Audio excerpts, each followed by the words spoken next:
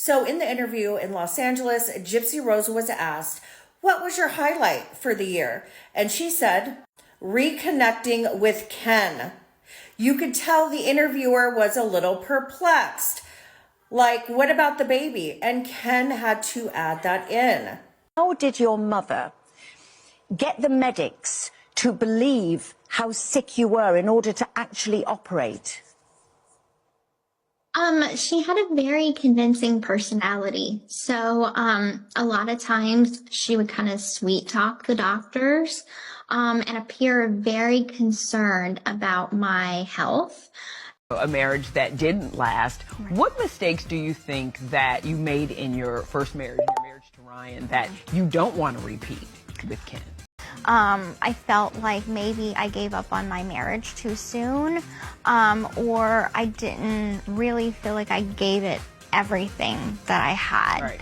And so now with us being new parents and we have a child together, giving it everything I got is important. So yes, we do couples therapy and we're doing great. Gypsy's not telling her story to advocate. Gypsy's telling her fake story to make money. And Court TV today, 100% called her out for that.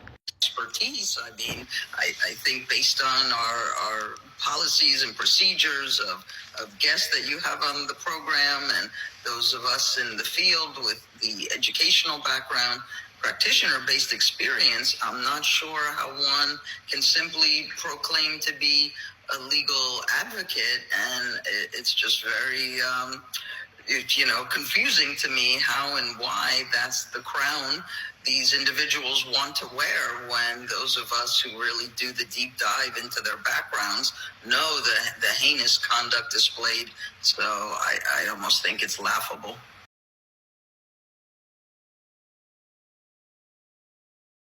Gypsy Rose Blanchard's comeback is being treated like a full-blown celebrity redemption tour, and Extra TV is leading the charge. Their latest interview?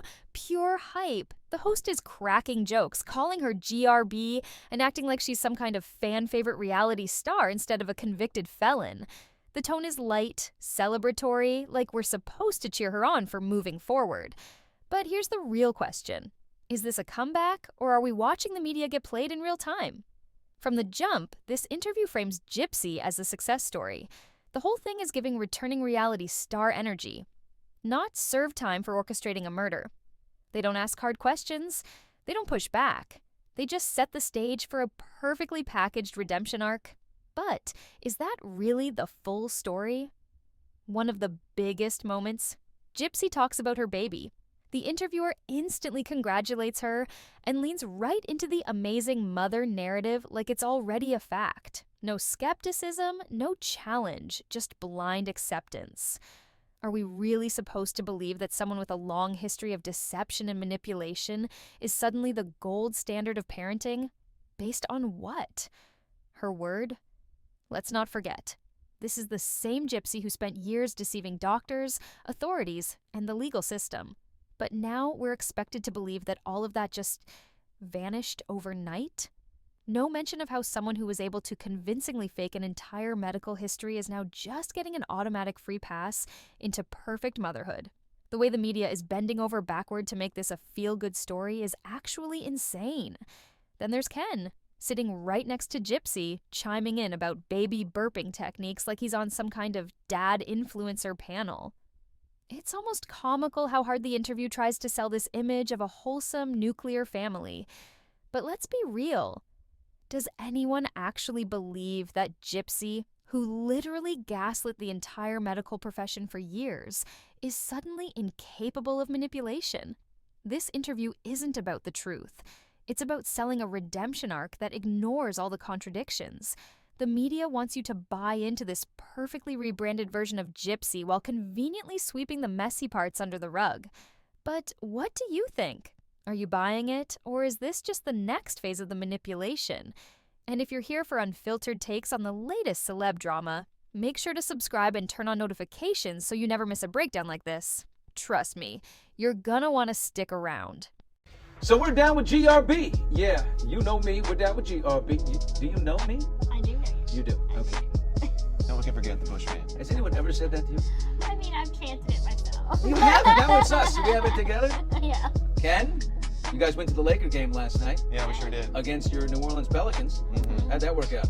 It did not at all. They Didn't work out. Lakers are just too good. It's Luka Doncic, guys, a real problem I know, yeah.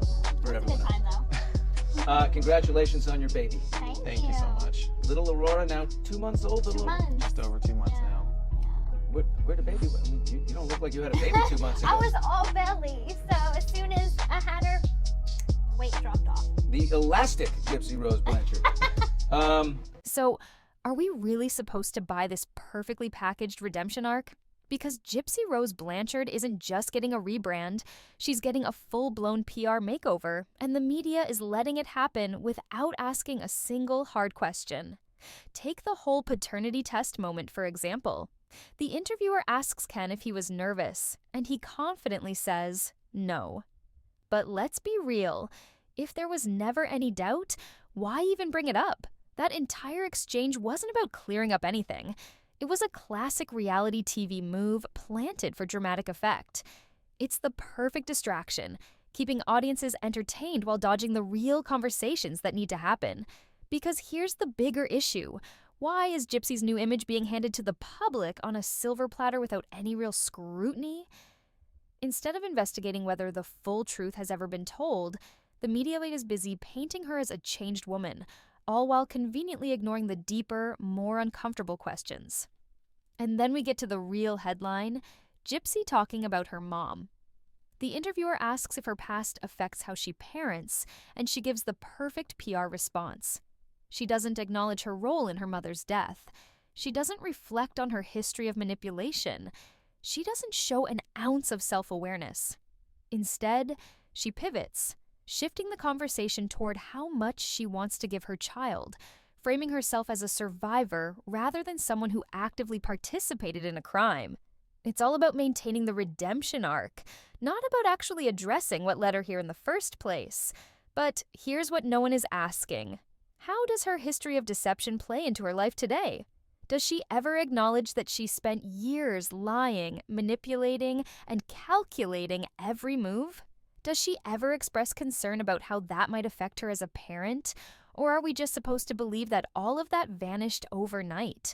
Because based on this interview, it's clear she's still skipping over the hard truths. And what's worse, the media is letting her. No pushback, no critical questioning, just a platform for her to shape her own narrative, free from contradiction. And the audience, expected to eat it up without question. But the biggest question remains, why does no one dare to ask if we really know the full truth? Why is it easier to sell this redemption story than to dig into the gaps that still linger beneath the surface? I never had any doubts of who the father was. Are there any regrets that you do have, though? Because there has been this conversation about you getting pregnant before your divorce was over. I don't regret the outcome, but I could have handled it better. I think we both could have handled it better, and that's hindsight 2020. But we're here now, and we're looking at the positive, and we have a beautiful daughter. You do have a beautiful daughter. You definitely do. Ken, I wonder, did you have doubts going in, thinking, am I the father? Am I not the father? What am I going to do about this? I think that the entire time I knew that I was the father. Oh, you knew. Because I knew the timeline, I knew all the information. So I had no doubts. And then, in fact, when we did the first test a few months back, like it was more so for everyone else, not for us. We already knew. So, no, never did. The media is working overtime to make Gypsy Rose Blanchard the most misunderstood victim of the decade. But are they telling the whole story? Or just the version that sells? Let's talk about how loose women played into this perfectly orchestrated narrative. Right out the gate, they hit you with, she was jailed for the murder of her mother, before immediately softening the blow by emphasizing the so-called abuse she endured. It's a classic setup. Get the audience to see her as a victim first, and they won't critically question what comes next. Then comes the predictable question. How did your mother convince doctors you were sick? And Gypsy? She gives the same rehearsed answer she's been telling for years. Her mom sweet-talked doctors into believing she was ill. But hold on, these were licensed medical professionals. Specialists. You're telling me not one of them ever pushed back? Where are the second opinions? Where are the records showing her diagnoses were overturned after the fact? If the system really failed her this badly, wouldn't there be some kind of documented proof? Instead, we only have Gypsy's word, and the media treats it like gospel. And here's where things get even wilder. Gypsy straight up claims that her mother drugged her to fake illnesses. That's a huge accusation. Where's the evidence? No medical records, no toxicology reports, no pharmacy receipts, nothing. Just her word. And yet, the media runs with it like it's a proven fact. No one stops to say, hey, let's verify this. If her mother was secretly poisoning her for years, wouldn't there be forensic proof? Old test results? Anything? But nope, all we get is Gypsy's claim, and the media just eats it up without a second thought. Then comes the emotional climax. Gypsy talks about feeling trapped and says she regrets what happened. But listen to how she says it. She doesn't fully take responsibility. She just throws in a generic, hindsight is 20/20ths. It's all carefully worded to sound remorseful, without actually holding herself accountable. And of course, the media lets her get away with it. No pushback, no alternative perspectives, just the same one-sided narrative they've been feeding us from the start. But what do you think? Are people blindly buying into Gypsy's version of events? Or is there more to the story? Drop your thoughts in the comments, and if you're enjoying the video so far, don't forget to hit that like button. It really helps out. And in the trailer, Gypsy, you said that some have said they think that you might not be a good mom because what you've been through. Why was that something you wanted to share about on the show?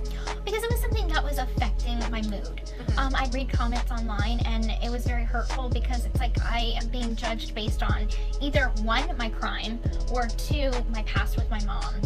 So I felt like I'm not being given a fair shot at proving myself as a mom. People were saying that stuff when I was pregnant and I had not even done anything with my child. So I wanted to share it because it was deeply impactful for me and it was something to overcome. Now, both of you seem so happy together. How did you know that you were meant to be, or when did you have that moment? I think we just have a strong connection. We have great chemistry. We just enjoy being around each other. Like we uplift each other, and like whenever we go out into the world and do anything, we can make fun, or have a fun time with it. And there's not really anything out there that I want to do that doesn't involve her or our family. Like that's how I know. Gypsy Rose Blanchard's media tour is in full swing. And let's be real, this isn't about accountability. It's about controlling the narrative. Every interview, every headline, every feel-good moment carefully steers the conversation away from responsibility and straight into a redemption arc that just doesn't add up. She's selling a story where she was powerless, trapped, with no way out. But the facts, they tell a much different tale. This wasn't some naive, helpless child being forced into a crime. Gypsy was a grown woman who made a calculated choice. She had options. She had internet access, could communicate with people outside her home, and even had the ability to craft a complex escape plan that involved murder. That's not the behavior of someone with no choice. That's the behavior of someone who made one. But now, she's spinning the whole thing as if it were inevitable, as if there was never another path she could have taken, and the media, they're running with it. No hesitation, no pushback. There's no real remorse here. No reflection on the fact that instead of seeking legal help or simply leaving, she orchestrated a killing. Instead, every interview is just another opportunity to shift blame and reinforce the idea that she had no other way out. And the way the media is handling it, they're not interested in challenging her, because this version of events sells. It's easier, it's cleaner, and it keeps the audience invested in her carefully crafted comeback story. Then there's Hollywood, which is fully leaning into her new life, but still sticking to the same script. The interviews are lighthearted, the questions are soft, and any attempt at holding her accountable is conveniently avoided. And when they ask about her being a mother, and how she feels about people doubting her parenting, the answer isn't reflection, isn't acknowledgement, isn't even an attempt at reassurance. It's just that it hurts her feelings. That's it. No discussion on why people might have legitimate concerns. No deeper conversation about her past manipulation or what she's learned. Just more of the same. playing the victim, deflecting responsibility, and letting the media do the rest. So here's the real question. Why is no one willing to challenge the story she's been curating for years? Because from where we're sitting, it looks a lot less like justice and a lot more like a PR strategy. Gypsy Rose, what about, the challenges of being a mom, just given the abuse that you suffered as a child? I feel like my past doesn't really have any effect on how I am with my own daughter. The only way it affects it is I realize like how much I want to give her, how much happiness I want to give her, because looking back on my childhood, I realize where my mom went wrong, and with that knowledge, I'm taking it, applying it, and choosing not to follow. Is there a specific way she went wrong, or do you mean just in general? In general, the story everyone knows. Yeah, the story everyone knows, and little things that maybe people don't know, or like just kind of like decisions that she made. Like she didn't have a baby shower, and so I chose to have a baby shower. It's just kind of like little things that are not really so significant, but it individualizes me as a mom and separates me from my mom. I went to After years of deception, exaggeration, and carefully crafted victim narratives, are we really supposed to just take her word for it now? The latest interview was supposed to be a moment of clarity, a chance to finally address the skepticism surrounding her. But instead, it felt more like a PR exercise in dodging accountability. And the worst part? The interviewer let her off the hook completely. People aren't just skeptical for no reason. She spent years misleading the public, pretending to be sick, exaggerating conditions, and pulling others into her fabricated drama. Yet now, when legitimate concerns are raised, she simply brushes them off as if they're beneath her. Rather than facing the scrutiny head-on, she chooses to deflect, and the interviewer plays right along, focusing on trivial details instead of the real issues at hand. Take, for example, the bizarre tangent about the name Aurora Nom. Instead of tackling any of the pressing controversies, she makes sure to clarify that it's not a Disney reference, because apparently that's the question people are dying to have answered.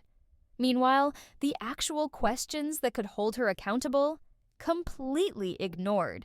The entire conversation shifts toward light, inconsequential topics, steering far away from the serious concerns people have been asking about for years. It's classic misdirection. Keep things surface level, avoid confrontation, and hope people forget about the deeper issues. Then, there's the strangest part of the interview, the discussion about her ex-fiancé. The host brings up his odd statement about stepping up if the baby was his, an awkward moment that could have led to some real insight. But instead of pressing for clarity, it's treated as a passing joke. No follow-ups, no real engagement, just another opportunity wasted. The entire interview was a masterclass in dodging accountability, and yet some people will still eat it up without question.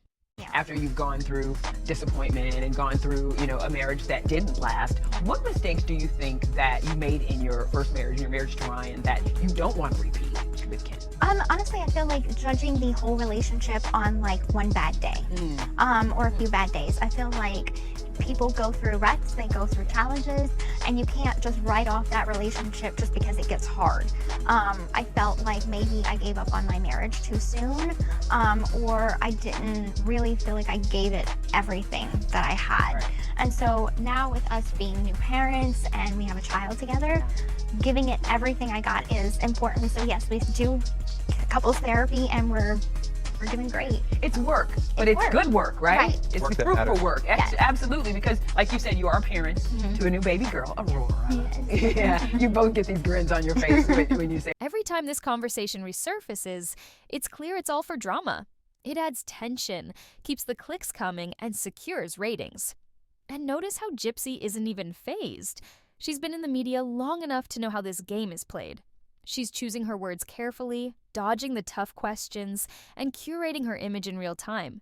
She knows exactly what to say and what to ignore. And then, the Menendez brothers enter the chat, confidently taking advice from Gypsy about handling the media after prison. The audacity. Gypsy, who turned her post-prison life into a media spectacle, is suddenly the authority on avoiding the pitfalls of fame? It's almost laughable. She didn't ease back into society or take time to reflect. She sprinted straight into the spotlight, cameras flashing, deals in hand, eager to capitalize on the infamy of her name. And now she wants to act like she's above it all. She's turned her past into a brand, embracing the very media attention she now warns others about. But here's the reality. She's not avoiding the traps of post-prison fame. She's building her entire career on them. And yet nobody is stopping to question this glaring contradiction. The media is all too happy to hand her a microphone, letting her paint herself as an advocate or even a cautionary tale, without ever pressing her on why she's following the exact path she supposedly warns against. The double standard is impossible to ignore. If another ex-con walked out of prison and immediately started cashing in on their crime, the backlash would be immediate, but with Gypsy, the media plays along, reinforcing her carefully crafted image instead of holding her accountable for the choices she continues to make. So what are we supposed to take from all this? The media isn't questioning Gypsy. They're just recycling the same narrative over and over. Poor, innocent Gypsy, victim of a monster mother. But where's the proof? Where's the challenge? Nowhere. Definitely. And has becoming parents strengthened your bond as a couple? Yes, It absolutely. has. Yeah. We are forced to problem solve a lot better. Yeah. We just realize that we're in this together. You know, it's all about the Thank family you. now, and yeah, there's no problem that we can't overcome. Yeah, and I know in the trailer you mentioned that you can't currently live together. What was that experience like, and what will fans get to see this season about that on the show? Well, it is a struggle, to having to go back and forth between my parents' house and his house. It's difficult emotionally. It's difficult on Aurora because the first night, either at home or at his house, it's like she gets fussy because it's constantly changing her environment. And it's I couldn't drive myself, so he would have to come pick me up, and it was an hour away from both places. So it's hard to juggle and navigate that. So they're gonna kind of see my emotions towards it all and how difficult it truly is. And also in the trailer, your ex said that he would step up if he was the father. Were you both shocked when you saw that unfolding? I wasn't really shocked. I mean, I think it's admirable that if he was potentially the father, that he would step up and take responsibility. But we always knew who the father was. Yeah. There was never any doubt. Yeah, I saw you mention that in the trailer as well. Yeah. Do you keep in contact with him, or is there any message that you'd want to share with him? No, I mean, we have both kind of figured out that right now is not a time, it's so fresh to the both of us, so it's just not a time where we can have a conversation and it doesn't end with sort of shots being fired or something. Yeah, best to keep it separate. Yeah, just separate. They're just letting her tell her story exactly how she wants, and we're all expected to take it at face value. But let's be real, there are way too many gaps, way too many contradictions, and way too much selective storytelling happening here. Every interview follows the same well-crafted PR script, and no one dares to push back. Why? Because controversy sells. The media isn't interested in exposing inconsistencies. They're interested in ratings, views, and clicks. Gypsy's story has become a commodity, and truth takes a back seat when there's an audience willing to believe whatever version is most convenient. So let's ask the real questions. If her mother was truly as monstrous as she claims, why isn't there an official medical diagnosis of Munchausen by proxy?